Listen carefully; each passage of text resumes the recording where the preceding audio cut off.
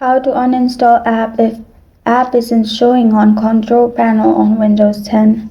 Hi everyone, it's Sophia to assist you today. Without any delay, let's jump right in. First, go to settings. You'll find apps. Click on apps.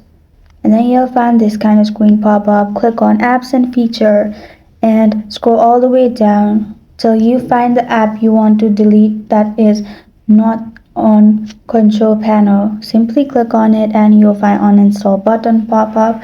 Click on uninstall and it will be uninstalled easily from your device. And this is how to uninstall app if app isn't showing on control panel on Windows 10.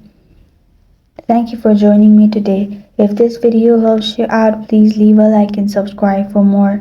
Got a question or want to suggest a topic? Comment below. I am Sophia signing off. Until next time.